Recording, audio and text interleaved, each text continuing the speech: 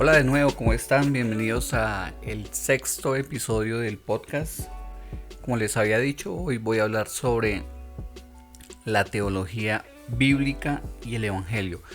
Y hoy quiero hacer tres cosas. Lo primero será definir o explicar qué es la teología bíblica.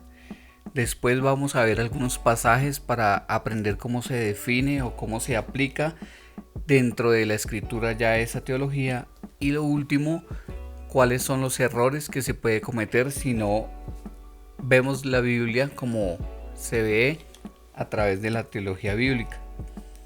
Entonces, lo primero que voy a hacer es darles una definición de teología bíblica.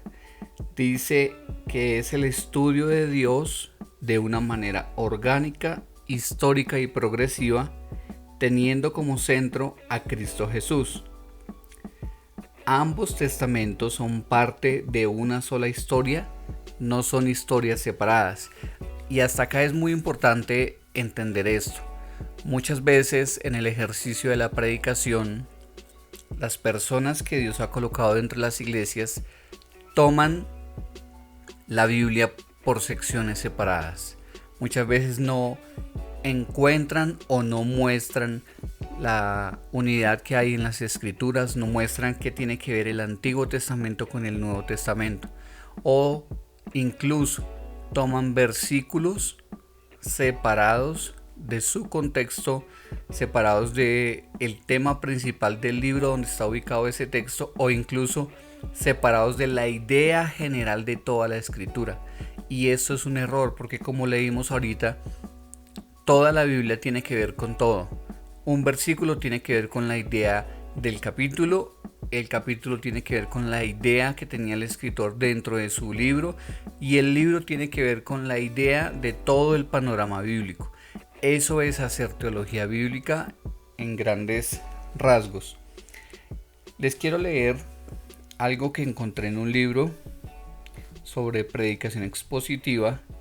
Si la Biblia se tratara simplemente de mejorar nuestro desempeño o de refinar nuestra competencia, entonces seríamos nuestros propios salvadores.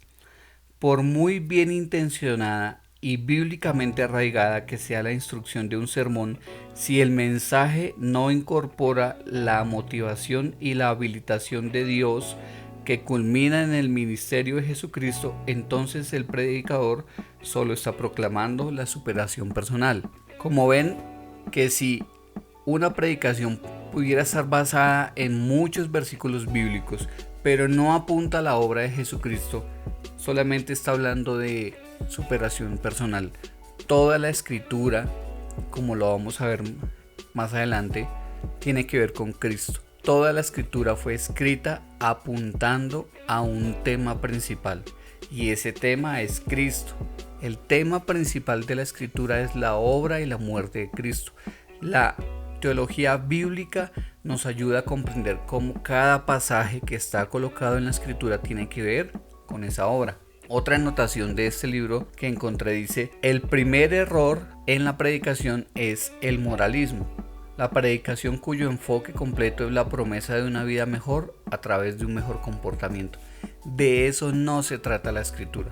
La Biblia, Dios no la inspiró por medio del Espíritu Santo para que los predicadores enseñaran moralismo, para que enseñaran una vida mejor por medio de un buen comportamiento. Ni la Biblia se trata de claves de éxito ni de ningún otro tema, solamente se trata de Cristo y su obra y el evangelio. Miremos otra cosa. Como les dije, vamos a ver algunos versículos que afirman lo que les estoy diciendo. El primero es Lucas 24:25. Entonces él les dijo: oh insensatos y tardos de corazón para creer todo lo que los profetas han dicho. ¿No era necesario que el Cristo padeciera estas cosas y que entrara en su gloria? Y comenzando desde Moisés y siguiendo por los profetas, les declaraba en todas las escrituras lo que de él decían. Mire cómo este pasaje de Lucas habla de que todas las escrituras, y menciona a Moisés y a los profetas. Para el momento en que esta parte de la Biblia fue escrita, la Biblia de ellos era Moisés y los profetas, no había más Biblia. O sea que esto fue una afirmación de que toda la Biblia hablaba de Cristo, toda apuntaba a la obra de Cristo. Miremos ahora el versículo 44 y 47. Y les dijo: estas son las palabras que os hablé estando aún con vosotros, que era necesario que se cumpliese todo lo que está de mí en la ley de Moisés, en los profetas y en los salmos. Entonces les abrió el entendimiento para que comprendiesen las escrituras, y les dijo: así está escrito, y así fue necesario que el Cristo padeciese y resucitase de los muertos al tercer día, y que se predicase en su nombre el arrepentimiento y el perdón de pecados en todas las naciones, comenzando desde Jerusalén. Miren cómo el evangelista aquí nos habla, cómo Cristo afirmó que toda la escritura tenía que cumplirse y que de eso se trataba toda la escritura, apuntaba a él. Entonces esto es lo que la teología bíblica hace, nos enseña a ver cómo tenemos que comprender la unidad de toda la escritura. Miremos otro pasaje que está en 1 Corintios 1:23. Pero nosotros predicamos a Cristo crucificado, para los judíos ciertamente tropezadero y para los gentiles locuras, mas para los llamados así judíos como griegos, Cristo poder de Dios y sabiduría de Dios. Y aquí lo que vemos es que el apóstol Pablo tenía una costumbre que él siempre decía: yo no quiero predicar sino solamente a Cristo crucificado. ¿Por qué? Porque para él era muy claro que las escrituras revelaban la promesa de Cristo que iba a venir, y el tema principal de todo el Antiguo Testamento para Pablo era el cumplimiento de esa promesa que se hizo desde Génesis 3:15.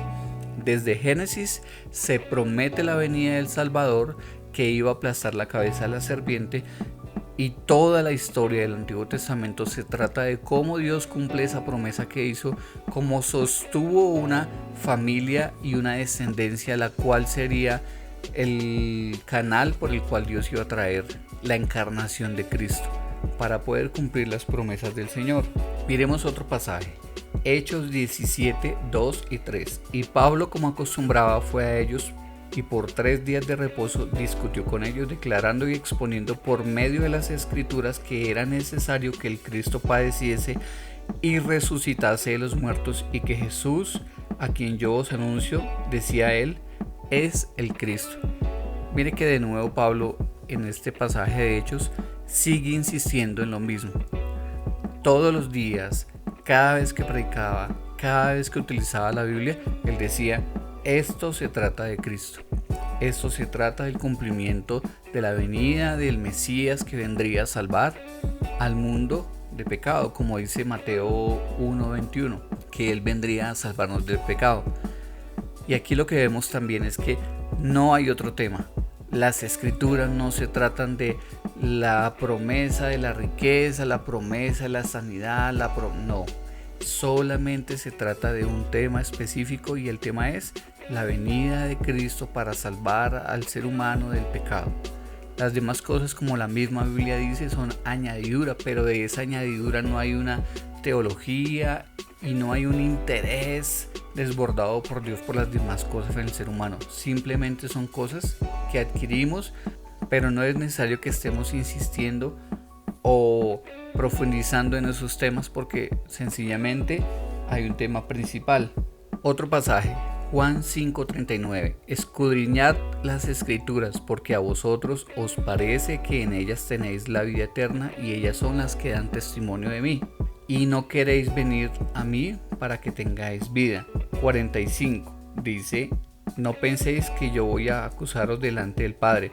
Hay quien os acusa, Moisés, en quien tenéis vuestra esperanza. La afirmación de Jesús acá es que todas las escrituras hablaban de él, y hay alguien que va a acusar a los que no crean, y él pone su atención en Moisés. Está hablando del Antiguo Testamento.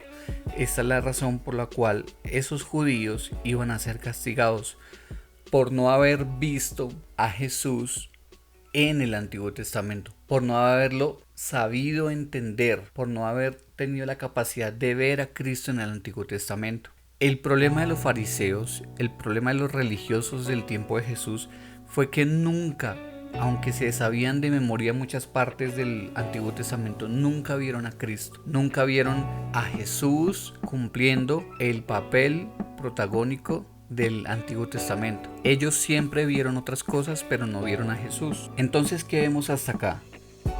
Vemos que todo texto debe ser conectado a Cristo, a su obra y al Evangelio. ¿Y por qué tiene que ser así? ¿Por qué tiene que verse a Cristo en toda la Escritura, o que toda la Escritura esté apuntando a Cristo? ¿Y por qué tiene que ser así? Porque tenemos que aprender a ver a Cristo en toda la Escritura y ver a toda la Escritura apuntando hacia Él. Mire lo que dice Colosenses 2:17: todo lo cual es sombra de lo que ha de venir, pero el cuerpo es de Cristo. Todo lo que está escrito en la Escritura es una sombra, es una representación anticipada del Cristo que había de venir. Todo lo que vemos en el Antiguo Testamento lo tipifica a Él. Quiero ahora que veamos o que hablemos de algunas formas de cómo encontramos a Cristo en el Antiguo Testamento, cómo podemos aplicar esto que les estoy compartiendo. Un ejemplo, digamos, el arca de Noé. Cuando los predicadores muchas veces hablan del arca de Noé, resaltan la obediencia de Noé y de su familia. Resaltan que él perseveró a pesar de las burlas, a pesar de las críticas, y muchas veces no ponen su centro en el arca. El arca en ese pasaje tipifica o representa a Cristo. Cuando yo voy a estudiar la Biblia y cuando llego a ese pasaje, lo que tengo que resaltar del pasaje es que Cristo fue el arca que salvó a esa familia. Ahí estoy conectando mi texto, mi estudio de la Biblia con Cristo. Tengo que exaltar a Cristo porque Él es el centro de las Escrituras. Esa es la forma en que uno hace teología bíblica. Ahora miremos un pasaje muy conocido, el Salmo 23, que dice que el Señor es mi pastor. Cuando yo leo eso y lo pienso desde la teología bíblica, ¿qué tendría que hacer? Conectarlo con Cristo. ¿Con qué otro pasaje podría conectarlo? Por ejemplo, Juan 10. ¿Qué dice Juan 10? Yo soy el buen pastor. Entonces, cuando yo leo en el Salmo 23 que el pastor, entonces cuando yo leo el Salmo 23 y veo que habla de que el Señor es mi pastor, nada me faltará, ¿qué tengo que pensar yo? ¿Quién es ese pastor? Pues el pastor es Cristo. El pastor es Jesús, porque en Juan 10 nos habla, o él mismo dijo que él era el buen pastor que daba su vida por las ovejas. De esta misma forma siempre tenemos que hacer, buscar qué habla este pasaje que estoy leyendo acerca de Cristo, o de qué forma me conecta con Cristo, con su obra y con el Evangelio. Miremos uno más y miremos cómo se aplica. Números 20:11. Entonces alzó Moisés su mano y golpeó la peña con su vara 2 veces, y salieron muchas aguas, y bebió la congregación y sus bestias. Este pasaje es muy conocido. ¿Por qué? Porque es la ocasión donde decimos así: el mal genio de Moisés le quitó la oportunidad de entrar a la tierra prometida, porque él no obedeció la orden de Dios de solamente hablarle a la peña, sino que golpeó a la peña. Una mala interpretación. Leí por ahí en un Facebook que el liderazgo de una iglesia muy conocida utilizó este pasaje para decir que el castigo de Moisés fue golpear a la peña, y esto representa que cuando tú no respetas a tus autoridades, Dios te castiga. ¿Será que el pasaje habla de eso? ¿Será que la peña representa el liderazgo? Es que la Biblia no se trata sobre las personas, la Biblia no se trata sobre el liderazgo, la Biblia no se trata ni siquiera sobre el ser humano, la Biblia se trata de Cristo. Entonces, ¿cómo conecto yo este pasaje con Cristo? Miremos 1 Corintios 10, versículo 4. Dice: y todos bebieron de la misma bebida espiritual, porque bebían de la roca espiritual que los seguía, y esta roca era Cristo.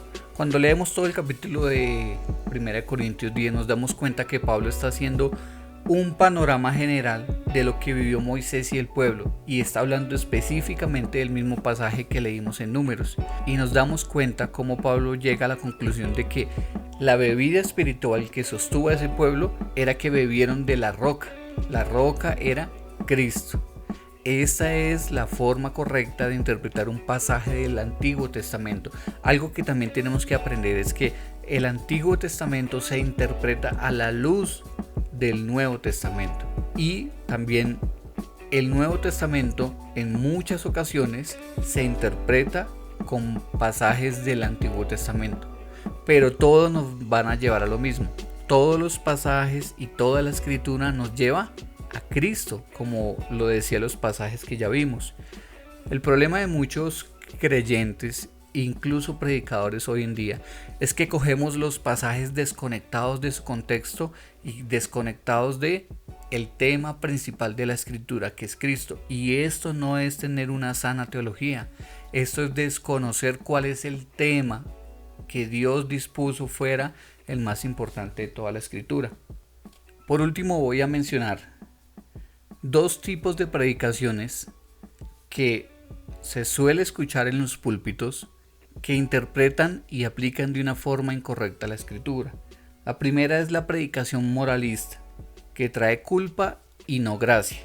Cuando yo cojo un pasaje de la escritura para decir que tú tienes que hacer, que tú deberías hacer, que si tú no haces tal cosa te va a suceder, pues es una equivocación, porque no veo a Cristo ahí. Porque la gracia y la obra de Cristo es el tema más importante de la escritura. Claro, debemos cumplir la ley y los mandamientos, eso es efectivo, pero yo tengo que mostrar el problema y darle solución a ese problema. Yo no me puedo quedar dándole un problema y culpando a la gente y trayendo incapacidad a la gente y dejarlos hundidos. Mi responsabilidad cuando predico o cuando yo por mi cuenta estudio la Biblia es ver el problema que la Biblia me muestra, me revela, pero encontrar en ese pasaje o en el contexto del pasaje o en el contexto de la escritura de toda la Biblia cuál es la solución para ese problema que tengo yo en mi vida. Y la solución siempre va a ser Cristo. Eso es lo más importante que yo tengo que hacer. Eso se llama una predicación moralista, que apunta o está enfocada en cuánto tú puedes hacer, qué tanto tú puedes y debes hacer para estar bien con Dios. Gálatas, por allá en el capítulo 3, si no estoy mal, Pablo menciona que el que quiere cumplir la ley ya es maldito. El que quiere cumplir la ley está menospreciando la obra de Cristo y está dejando la gracia para someterse a las obras. ¿Y acaso las obras salvan? De ninguna manera. Por eso siempre la predicación tiene que apuntar a la gracia y no a las obras. Otra forma de predicar que es equivocada es la predicación terapéutica, que es dar un manual de instrucciones o principios para las personas. ¿Cómo es esto? Por ejemplo, la historia de el rey David cuando era un niño que venció a Goliat. ¿Qué hacen muchos predicadores y muchos creyentes con este pasaje? La Biblia dice que él tomó una bolsita con 5 piedras y fue y enfrentó al gigante. Y hablan así: las 5 piedras de la fe, o las 5 piedras para conquistar. Y cogen la piedra de la fe, la piedra de la obediencia, la piedra de la diligencia. Eso no aplica de ninguna forma. Primero, porque él venció con una sola piedra, si se acuerdan. Segundo, ¿dónde está Cristo? Tercero, el que venció al gigante no fue David, fue Dios, porque lo lógico, lo natural y la intención del pasaje no era que David venciera al gigante. En realidad, desde el principio de la historia, cuando él llega y ve que están ofendiendo a los ejércitos de Dios, él no dice es que yo sí soy valiente, no, él dice cómo se atreven a ofender a los ejércitos del Dios de los cielos, y él va en el nombre de Dios, incluso lo dice: tú vienes contra mí con lanza y escudo, pero yo vengo a ti en el nombre de Dios. Entonces, ¿quién venció? ¿Dios o David y sus cualidades? En realidad el que venció en ese pasaje fue Dios. Pero cuando un predicador toma un pasaje así, diciendo las 5 piedras para tal, los 5 puntos para ser un buen padre, o las 5 claves para ser un misionero de éxito, o un papá exitoso, o bueno, cualquier tipo de puntos que se inventen, pues. Esto es una forma equivocada también de interpretar la Biblia, porque no está glorificando a Dios, porque no vemos a Cristo, que es el punto y el tema central de toda la escritura. Y estos son errores que muchas veces se cometen y sé que durante años se han cometido. Tal vez yo mismo llegué a predicar de esa forma en algún momento. Como esta serie se llama La teología bíblica y el evangelio, quiero terminar con esto. La teología bíblica es la forma en que estudiamos a Dios y cómo unimos toda la escritura conectada al tema principal de la escritura. Ese tema es Cristo. Entonces yo tengo que aprender a leer la Biblia y conectar la Biblia con Cristo, con su muerte, con su encarnación, con su obra de redención por el ser humano. ¿Qué tiene que ver entonces la teología bíblica con el evangelio? Pues mucho, porque precisamente uno de los temas del evangelio, como les compartí en el episodio 2, es la encarnación de Cristo.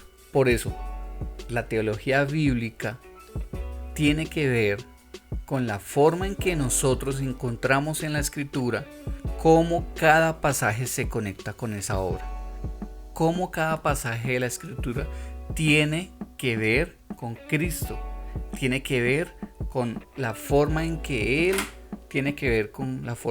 Él nos rescató.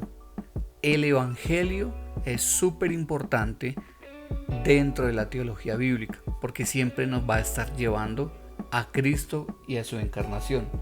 Para terminar, quiero que leamos este pasaje, 2 de Timoteo 3, 16 y 17, aunque el 16 dice: toda la escritura es inspirada por Dios y útil para enseñar, para redarguir, para corregir, para instruir en justicia, a fin de que el hombre de Dios, este es el 17, a fin de que el hombre de Dios sea perfecto, enteramente preparado para toda buena obra.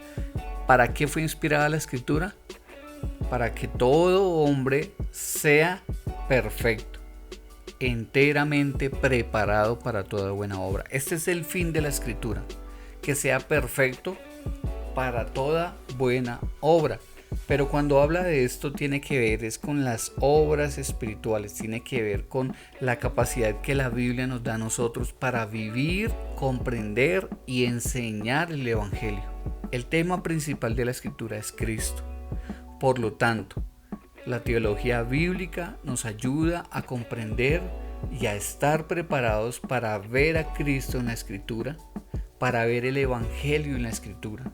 Yo no puedo desconectar ningún pasaje de la Biblia con la muerte y la resurrección de Cristo, porque todo tiene que ver con Él.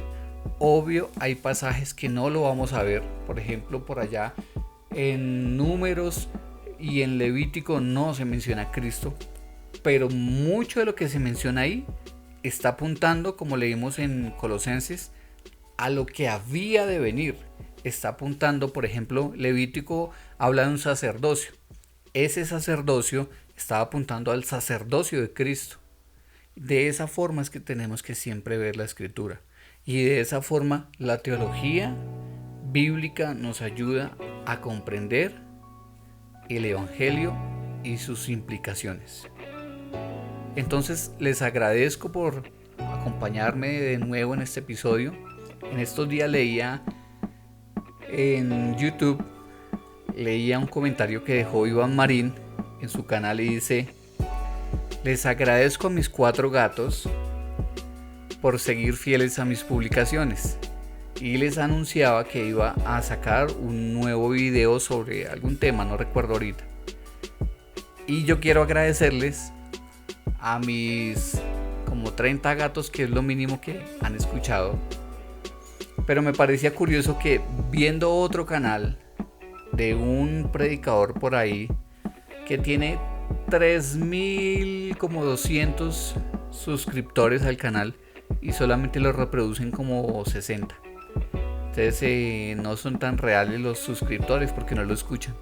Yo sé que tengo como 26, pero me reproducen 30, me reproducen 60. Entonces muchas gracias por escuchar. Les agradecería que compartieran, que invitaran a otros a escuchar tanto los audios de estos estudios que yo hago como las entrevistas que estamos haciendo. Tenemos un invitado súper especial para el próximo, que es el pastor Álvaro Rivera. Nos va a contar sobre su obra misionera en la Alta Guajira y va a ser muy interesante. Entonces, muchas gracias por escucharme, por acompañarme en este episodio.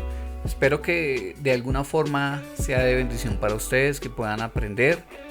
Si tienen alguna duda, si no están de acuerdo con algo que dije, reitero, no soy teólogo, pero estoy abierto a que dejen sus comentarios, bien sea en YouTube o en Instagram. Pero antes de irme quiero dejarles unas recomendaciones. Quiero recomendarles 3 libros que tienen que ver específicamente con este tema de la teología bíblica. El primero se llama así, La teología bíblica, de Roark y Klein. Es parte de una serie de libros que ya les mencioné, que se llama 9 marcas, edificando iglesias sanas. Todos los libros de 9 marcas son muy buenos, tienen temas diferentes, y este, de los 3 que les voy a recomendar, para mí fue el mejor de todos. Es muy claro. En algunos capítulos él termina de hablar de cómo ver a Cristo en tal parte de la Biblia y da ejemplos específicos de, si uno es predicador, cómo debería hablar y cómo debería encontrar a Cristo en lo que está predicando. Es muy bueno. Otro se llama El gran panorama divino, de Vaughan Roberts. También es muy bueno. Y este libro no es una síntesis, es como una ampliación de otro libro que trata del mismo tema. Y hay otro que se llama El misterio revelado, descubriendo a Cristo en el Antiguo Testamento, de Edmund Clowney. También es muy bueno y tiene que ver específicamente, como lo dice el título, en cómo ver a Cristo en el Antiguo Testamento. Entonces les dejo estas recomendaciones. Yo dejo los links en la descripción del video en YouTube para que puedan encontrarlos de pronto en CLC, o para que se hagan una idea de cuál es el libro, y si alguno está interesado en comprarlo, pues que lo consiga. Ahora sí me despido. Muchas gracias y que Dios los bendiga.